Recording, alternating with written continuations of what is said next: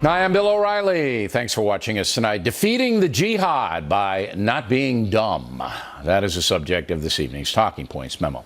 The Garland, Texas Police Department is keeping secret the name of the hero cop who shot two jihadists dead on Sunday. That, of course, for his own protection, as radical Muslims are a dire threat. We all know that. Now there is a controversy over whether the anti-Muslim group who ignited the situation did a foolish or a noble thing. Donald Trump weighed in on the group's leader, Pamela Geller. It looks like she's just taunting everybody. What is she doing with drawing Mohammed? And it looks like she's actually taunting people. You know, I'm one that believes in free speech probably more than she does. But what's the purpose of this? Mr. Trump is correct by setting up a contest and awarding $10,000 for a depiction of the Prophet Muhammad. The American Freedom Defense Initiative spurred a violent incident. That wasn't smart, even though the group has its supporters. Mike, I'm withholding his last name, in Fairbanks, Alaska, wrote, Megyn Kelly was completely right and you were completely wrong, O'Reilly. An event like this should be held daily.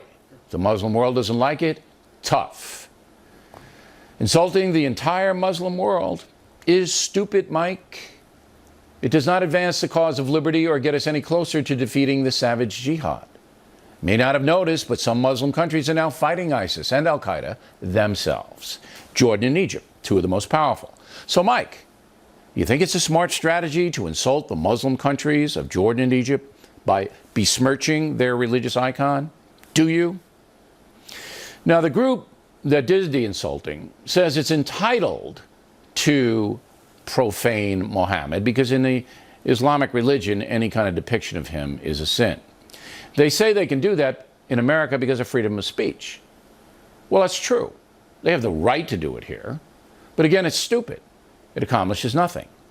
There has been no program stronger than the factor in speaking out against the jihad. We've severely criticized the Obama administration for being too timid and for allowing atrocities to go unpunished. So don't give me I'm soft on the jihad. I'm not. They deserve to be neutralized, removed from the planet. If President Obama was serious about fighting these fanatics, he would actually mobilize the 60 nations that have allegedly signed on to fight ISIS. But instead, it's a big fraud. We all know that. The world continues to do nothing. But insulting a religion with more than 1 billion followers worldwide doesn't advance the cause of defeating the fanatical jihadists. It hurts the cause. Does it not? And that's the memo. Now for the top story tonight reaction. Joining us from Washington, Ms. Laura Ingraham. And you say? I think on this one, Bill, I have to agree with you. The idea that it is going to be beneficial to us, and I come at it from a traditionalist conservative perspective. I'm a Roman Catholic. You're a Roman Catholic.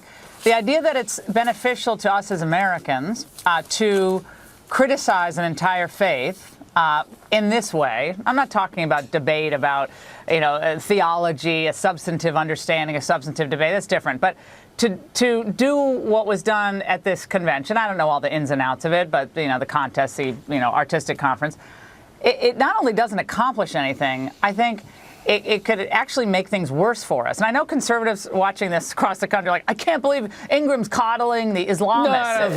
No, I think some do that. But if you really think about it, the position that you're taking and that I'm taking is what's best for the country, not the emotional what's best for America. position. But right. Look, the argument is, well, this is freedom of speech. Okay, fine. Yeah, of course it is. But there's that freedom of speech is not in play.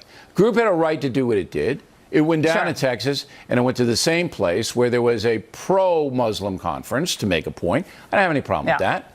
All right. But they set up a demeaning situation intentionally to inflame radical Muslims.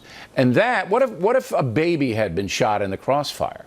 Which could have absolutely happened except for this Garland, Texas hero cop. What if a baby had been shot? Okay? Would it have been worth it? No.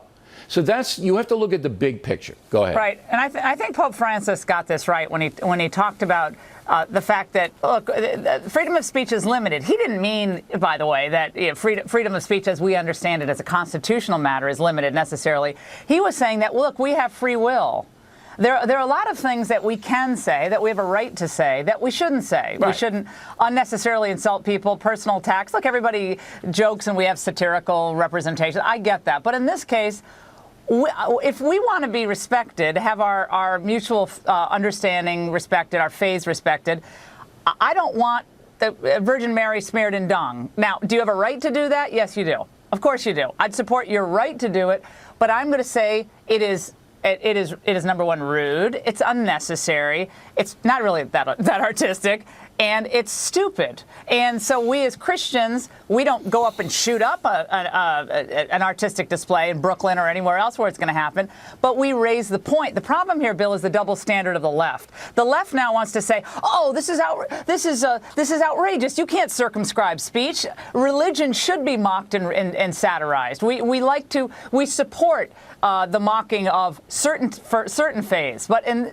this case, there are a lot of liberals out there saying, "Oh, Pamela Geller went too far." So there is the double standard on the left, but then your point, I think, is right.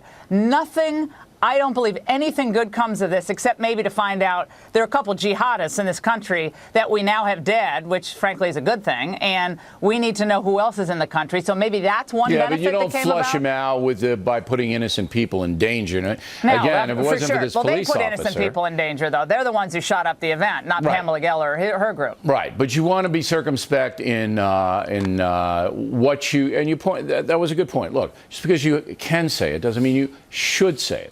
If there is a point to taking on, and we have done that here, we have said Muslim leaders across the world have not nearly been brave enough to take on the killers. All right? Yeah. We've looked them in the eye and we've said that. But to demean for the sake of demeaning their Right. religion is foolish. Last word. And I also think, Bill, there are a lot of reasonable Muslims around the world Sure. who don't much like what's happening around the world, and they're not cheering on the beheading of Christians. Maybe they're not doing enough, and I believe me, I'm out there on that issue. We need them to help us where they can. This makes it more difficult for them to do what is necessary to help our law enforcement, our efforts around the world, and at home, frankly. And so, look, I support their right to do this. I wouldn't do it. Right. I don't think Christians should be cheering this on. I don't think anything good comes of it.